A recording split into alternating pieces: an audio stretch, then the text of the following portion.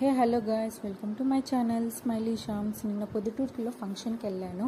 వాళ్ళు ఒక థీమ్ పెట్టారు, బాహుబలి థీమ్ శారీ ఫంక్షన్లో. ఒకసారి మీకు కూడా చూపిద్దామని రికార్డ్ చేశాను, ఒకసారి చూసేయండి.